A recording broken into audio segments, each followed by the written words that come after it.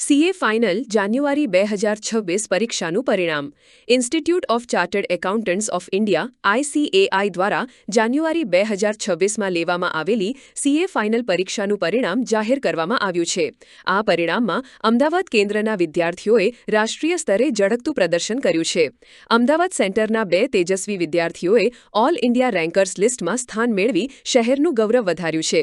જેમાં હર્ષ હિમાંશુભાઈ સોનારાએ all India 9મો rank અને નમિશ ગૌતમ શાહે ઓલ ઇન્ડિયા 27મો રેન્ક પ્રાપ્ત કર્યો છે. અમદાવાદ કેન્દ્રના પરિણામની વિગતો જોઈએ તો બંને ગ્રુપની પરીક્ષામાં કુલ 635 વિદ્યાર્થીઓ ઉપસ્થિત રહ્યા હતા, જેમાંથી 83 વિદ્યાર્થીઓ સફળતાપૂર્વક ઉત્તીર્ણ થયા છે, જેની ટકાવારી 13.86% નોંધાઈ છે. આ ઉપરાંત ગ્રુપ 1માં 872 વિદ્યાર્થીઓ ઉપસ્થિત રહ્યા હતા અને એમાંથી 178 વિદ્યાર્થીઓ ઉત્તીર્ણ થયા છે, જેની ટકાવારી 20.41% છે. ગ્રુપ 2માં 406 વિદ્યાર્થીઓ ઉપસ્થિત રહ્યા હતા, જેમાં 18 વિદ્યાર્થીઓ ઉત્તીર્ણ થયા હતા, જેની ટકાવારી 4.43% વિદ્યાર્થીઓ પાસ થયા છે. સપ્ટેમ્બર 2025માં અમદાવાદનું પરિણામ 23.18% અને મે 2025માં 19.35% રહ્યું હતું. રાષ્ટ્રીય સ્તરની વાત કરીએ તો સમગ્ર ભારતમાંથી બંને ગ્રુપમાં કુલ 22,293 વિદ્યાર્થીઓએ પરીક્ષા આપી હતી, જેમાંથી 2,446 વિદ્યાર્થીઓ પાસ થયા છે, જેની કુલ ટકાવારી 10.97% થાય છે. જાન્યુઆરી 2026ની આ પરીક્ષાના પરિણામ સાથે દેશને નવા 7,590 ક્વોલિફાઈડ ચાર્ટર્ડ એકાઉન્ટન્ટ્સ પ્રાપ્ત થયા છે. અમદાવાદના રેન્કર્સની આ સિદ્ધિ બદલ શૈક્ષણિક જગતમાં ખુશીનો માહોલ જોવા મળી રહ્યો છે. મારું નામ નમિશ શાહ છે અને મારો સીએ ફાઇનલ જાન્યુઆરી 26માં AR27 આવ્યો છે અને અમદાવાદમાં સેકન્ડ રેન્ક છે. કઈ રીતની સમગ્ર મહેનત રહી અને રેન્ક આવ્યો એની શું કહેશો? મહેનત માટે મેં ક્લિયર કરેલું કે મારી એક્ઝામ જેવું સ્ટાર્ટ થાય એની પહેલાં હું બધા સબ્જેક્ટના લેક્ચર જોઈ લઈશ અને પાછળના 6 મહિના મારે ખાલી પ્યોર રિવિઝન અને સ્ટડી માટે ધ્યાન આપવું હતું.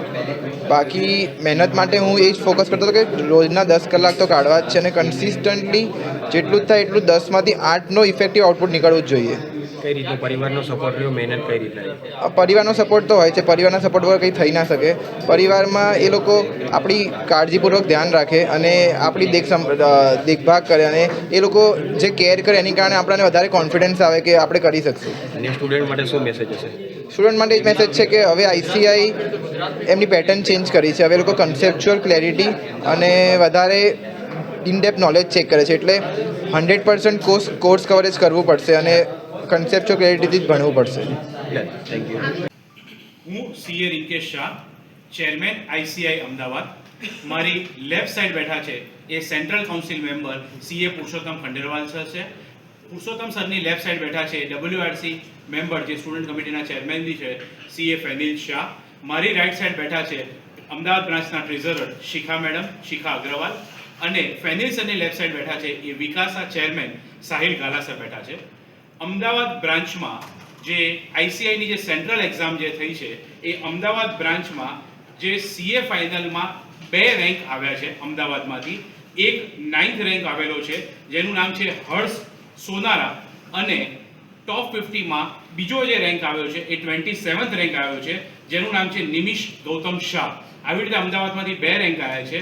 અમદાવાદમાં ટોટલ જે સ્ટુડન્ટ્સ અપિયર થયા એમાં બંને ગ્રુપ જે અપિયર થયા એમાં 635 સ્ટુડન્ટ અપિયર થયા, એમાં 88 સ્ટુડન્ટ પાસ થયા છે અને ગ્રુપ 1માં 872 સ્ટુડન્ટ્સ અપિયર થયા, એમાં 178 સ્ટુડન્ટ્સ પાસ થયા છે અને જે ગ્રુપ 2માં જે અપિયર થયા 406 સ્ટુડન્ટ અપિયર થયા, એમાંથી 18 સ્ટુડન્ટ્સ પાસ થયા છે. આ રીતે અમદાવાદનું રિઝલ્ટ છે. ઓલ ઓવર ઇન્ડિયા લેવલ અને અમદાવાદનું રિઝલ્ટ કમ્પેરેટિવલી ગત વર્ષો કરતાં ઓછું આવેલું છે અને આપણા માટે જે નવા સીએ બન્યા છે એને અમદાવાદ બ્રાન્ચ વતી અને ICAI વતીથી હું અભિનંદન પાઠવું છું કે તેઓ તેમની કારકિર્દી સારી રીતે બનાવે અને જે લોકો સક્સેસફુલ નથી થયા તે લોકોને નેક્સ્ટ અટેમ્પ્ટ માટે હું બેસ્ટ વિશેષ આપું છું. હું CA Rinkesh Shah, chairman ICAI Ahmedabad. મારી લેફ્ટ સાઈડ બેઠા છે એ central council member CA Purushottam Khandelwal sir છે. પુરુષોત્તમ સરની લેફ્ટ સાઈડ બેઠા છે WRC મેમ્બર જે સ્ટુડન્ટ કમિટીના ચેરમેન બી છે સીએ ફેનિલ શાહ. મારી રાઈટ સાઈડ બેઠા છે અમદાવાદ બ્રાન્ચના ટ્રેઝરર શિખા મેડમ, શિખા અગ્રવાલ. અને ફેનિલ સરની લેફ્ટ સાઈડ બેઠા છે એ વિકાસના ચેરમેન સાહિલ ગાલા સર બેઠા છે. અમદાવાદ બ્રાન્ચમાં જે ICAIની જે સેન્ટ્રલ એક્ઝામ જે થઈ છે એ અમદાવાદ બ્રાન્ચમાં જે સીએ ફાઇનલમાં 2 રેન્ક આવ્યા છે અમદાવાદમાંથી. એક 9th રેન્ક આવેલો છે જેનું નામ છે હર્ષ સોનારા, અને ટોપ 50માં બીજો જે રેન્ક આવ્યો છે એ 27th રેન્ક આવ્યો છે જેનું નામ છે નિમિષ ગૌતમ શાહ. આવી રીતે અમદાવાદમાંથી 2 રેન્ક આવ્યા છે. અમદાવાદમાં ટોટલ જે સ્ટુડન્ટ્સ અપિયર થયા એમાં બંને ગ્રુપ જે અપિયર થયા એમાં 635 સ્ટુડન્ટ અપિયર થયા, એમાં 88 સ્ટુડન્ટ પાસ થયા છે. અને ગ્રુપ 1માં 872 સ્ટુડન્ટ્સ અપિયર થયા, એમાં 178 સ્ટુડન્ટ્સ પાસ થયા છે. અને જે ગ્રુપ 2માં જે અપિયર થયા 406 સ્ટુડન્ટ અપિયર થયા, એમાંથી 18 સ્ટુડન્ટ્સ પાસ થયા છે.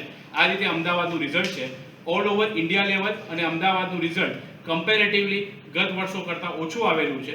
અને આપણા માટે જે નવા સીએ બન્યા છે એને અમદાવાદ બ્રાન્ચ વતી અને આઈસીઆઈ વતીથી હું અભિનંદન પાઠવું છું કે તેઓ તેમની કારકિર્દી સારી રીતે બનાવે, અને જે લોકો સક્સેસફુલ નથી થયા તે લોકોને નેક્સ્ટ અટેમ્પ માટે હું બેસ્ટ વિશેષ આપું છું.